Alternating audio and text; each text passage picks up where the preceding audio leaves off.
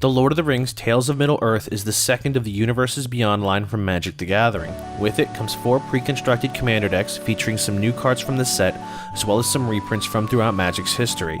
In this series, we will be going over some of the newer cards from each deck, what reprints are the most exciting, and lastly, we'll be discussing some choice picks to help make the deck more powerful. We will be talking about the Food and the Fellowship deck, an Abzan deck led by the partner pairing of Frodo, Adventurous Hobbit, and Sam, Loyal Attendant. This deck supports 2 strategies. The first is a token strategy, specifically food tokens. These were originally introduced in the Throne of Eldraine and feature some life gain on artifact tokens, for 2 mana, a tap, and a sacrifice. The secondary strategy is a general life gain matters theme, where our life gain will trigger the abilities of our cards. With that being said, let's talk about some of the new cards that are in this deck. We will begin with our 2 partners, Frodo and Sam. Frodo is a 1/3 halfling scout for 1 black and 1 white. It partners with Sam, Loyal Attendant. It has Vigilance. Whenever Frodo attacks, if you've gained 3 or more life this turn, the ring tempts you. Then, if Frodo is your ring bearer and the ring has tempted you 2 or more times this game, draw a card. So this actually really takes advantage of the ring's abilities, which is pretty fitting that it's Frodo's abilities. This also plays well into the food engine, as you'll have likely gained 3 life this turn with your food, letting this ability trigger should you have already been tempted by the ring. The ring, for quick reference, is an emblem you gain when it tempts you the first time and you do not already control an emblem named the ring. The ring's abilities add on as you are further tempted from top to bottom. If you do control a creature, you must choose it to be your ring bearer or to remain your ring bearer. If you do not control a creature, you don't have to pick one of your opponent's creatures, but you can still be tempted by the ring. With Frodo, you should easily be able to get in for some damage, triggering the abilities and drawing in some cards. As for Sam, Sam is really what brings the food mechanic to life in this deck. He's a 2/4 for 1 generic, 1 green, and 1 white. At the beginning of combat on your turn, you create a food token. Activated abilities of foods you control cost 1 generic mana less to activate. This actually addresses one of the major flaws that food tokens have. Normally, you have to pay 2 generic mana to tap and sacrifice a food token for life. This reduces the cost to just 1 mana, making it much more easy to utilize your food tokens, and given that he creates a food token at the beginning of combat, you can use the food token to gain 2 life, giving you access to Frodo's triggered ability. I actually really enjoy this being the head of the Food and Fellowship deck. I think both Frodo and Sam's abilities play off one another very well without being too overwhelming. In addition, we do have a 3rd legendary creature who may also be the commander of this deck. Bilbo, Birthday Celebrant, is the 3rd commander choice for this deck. He is a 2/3 halfling rogue for 3 mana, who has 2 abilities. If you would gain life, you gain that much life plus 1 additional life instead. You can also pay 2 generic and then 1 each of white, black, and green mana. Tap Bilbo, then exile Bilbo. You search your library for any number of creature cards, put them onto the battlefield, then shuffle. This ability can only be activated if you have 111 life or more. This is a pretty interesting means to a win condition. In a creature combo based deck, you should be able to amass the life needed in order to activate this ability. Now let's talk about the remainder of the cards in the deck. Feasting Hobbit is next, a 2/2 for 2 mana with Devour Food 3. This is a unique take on the Devour mechanic, letting you sacrifice any number of food tokens as it enters the battlefield, and you then put 3 +1/+1 counters onto the Hobbit for each token sacrificed. It also has the ability that creatures that have less power than Feasting Hobbit's power cannot block it. This is a pretty aggressive ability on a reasonably costed creature that gives additional benefit to the food tokens, which normally do little outside of life gain. This also gives protection from chump blockers, making this a reliable threat. We generate a good amount of food tokens with this deck, so this is going to give this creature a very high ceiling. Generous Ent is a 5/7 tree folk for 6 mana. It has reach. When it enters the battlefield, you create a food token. It also has forest cycling for 1 generic mana. I look at this not so much for its creature utility, but as a better Ash Barrens for green inclusive decks. 6 mana for a creature with basic ability is pretty underwhelming, as spells that high on the curve normally would be expected to do substantially more. When used as a land tutor, you are putting a creature into the graveyard as well as searching for any forest card, not restricted to basics. Then you get your dual lands as well, and for that reason alone, I felt the need to give this card some credit. Gollum, Obsessed Stalker, is a 2 mana 1/1 halfling horror with Skulk. At the beginning of your end step, each opponent dealt combat damage by a creature named Gollum Obsessed Stalker loses life equal to the amount of life you gain this turn. I love this card, as it having Skulk means it is absolutely going to get this ability off. If you do connect with an opponent, you then have the opportunity to weaponize the remainder of your life gain abilities this turn, letting you go ham with life gain to severely burn an opponent at the end step. Mirkwood Bats is perhaps the best card from this entire set, and it gives me great joy to see it be included in a Precon deck. This 2/3 bat costs 4 mana, has flying, and whenever you create or sacrifice a token, each opponent loses 1 life. This is a tremendous ability, and it almost baffles me that it's a common. One of the most common token types in all of Commander at all power levels is treasure tokens, which can be sacrificed to generate mana. To give them the additional benefit of pinging an opponent when they are created and when sacrificed, you are now making cards that produce additional treasure far better. You have Dockside Extortionist, Smothering Tithe, Pitiless Plunderer. They have all become so much stronger and even enter the realm of being a win condition with this one creature.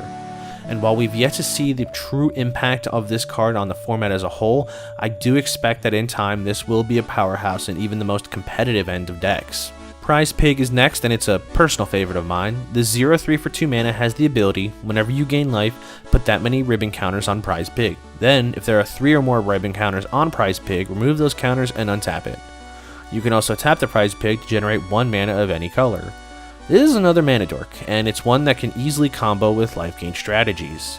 I personally like to combo this with extort triggers, as you can use the pig to pay the 1 mana to extort, and then the life you gained with the extort trigger will untap the Prize Pig, letting you tap it again.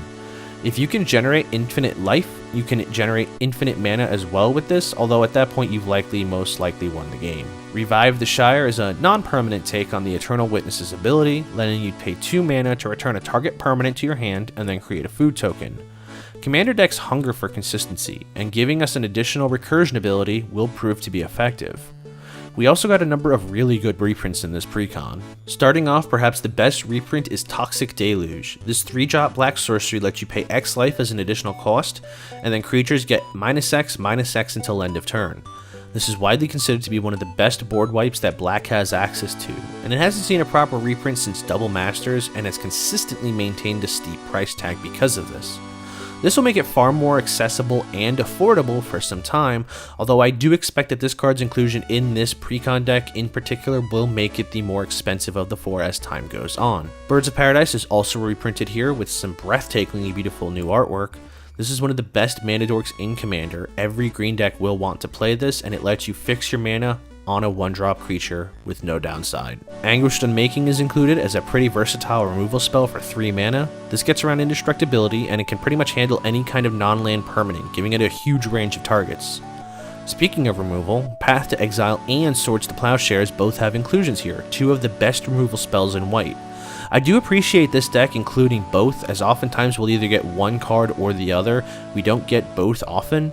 If you're looking to build up some Abzan colored decks, this Precon actually comes with a good amount of on-color staples. We also have Essence Warden, who also got new artwork. This card was sneaking up there in price. It's one of the Soul Sister cards, and it has a pretty wide spread across various formats as a staple life gain creature.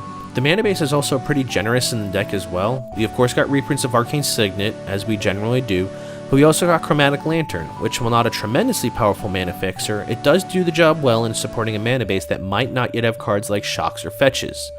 We also got Brushland, Isolated Chapel, Sunpetal Grove, Woodland Cemetery, Necroblossom Snarl, and Shine Shadow Snarl, and Ghost Quarter, giving us some flexible options in our mana production. Murmuring Bosk is also included here, being one of the few times you might actually have a Treefold card in hand to reveal. So, you bought the deck and you want to upgrade it to be a bit stronger than it was out of the box. We have a number of cards that can go into the deck to make it stronger. The Shire, surprisingly, isn't in the Precon deck, and enters play unless you control a legendary creature. You can tap it to add green. You can pay to, tap it, and an untapped creature you control to create a food token. This is just on-brand cards for the deck, and should absolutely make the list. It gives you food tokens, it's literally the Shire, enough said. Peregrine Took is another hobbit that should make your list should you want to increase the food synergies. This gives you an additional food token whenever you create a quantity of food tokens, and you can then sacrifice 3 food tokens to draw a card. There's a lot of value to be had from this, and it too is on theme. Many Partings isn't in the Precon deck either, and it is a pretty basic card. It lets you tutor for a basic land, add it to your hand, and then you create a food token. This is a pretty simple card for the deck, and I did want to examine some of the cards from the main set to see what else has some synergy with the deck's theme. It's 1 mana, and it does gain some advantage. The Party Tree, aka the Great Henge, is a mana rock, a life gain engine, a counter engine, and a card draw engine all in one.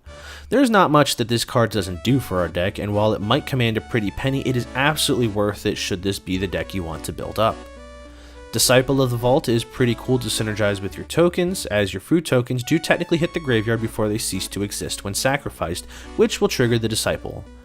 Jaheira, Friend of the Forest, turns all of your tokens into treasure tokens that don't require sacrifice to use. This turns a lot of what our deck is doing into generating mana ramp, and even though it can only be tapped for green, that is still mana production that we can capitalize and use. Nedyr's Lightblade is another way to utilize our food being sacrificed to burn out our opponents.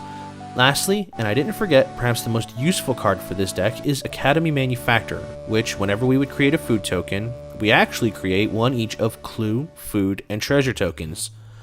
This combined with the aforementioned Dirkwood Bats triples our token production, and should we have Jaheira out, that's more mana to abuse. For one final win con, we also include Marionette Master, which we can dump all the +1/+1 counters this deck can produce onto him to amp up the damage dealt to our opponents when we sacrifice our treasure tokens. There are options for Protean Hulk lines. If you want to get into more competitive builds, utilizing Viscera Seer, Samwise Gamgee, Cauldron Familiar, and Grand Abolisher. The Abolisher exists to make sure that your plays go off without your opponent being able to interact or respond to your board state. Samwise gives us a food token whenever our familiar re-enters the battlefield, and should you be able to get these 4 cards into play with the Protean Hulk, you will get 3 food to get you going. You sacrifice the familiar to use the Seer, scry 1, you then use one of your foods to reanimate the familiar to then drain the board. You then generate a token with Samwise, and you can then repeat this combo until the table is dead. To wrap things up, I think this deck is going to be a ton of fun to play. You get to create food tokens and utilize them in a much more meaningful way than we had before. Speaking of food, what spicy tech do you have for this deck? Let me hear your suggestions below. I hope you enjoyed this video. Remember to like and subscribe to keep up with future videos, and as always, I'll see you next time.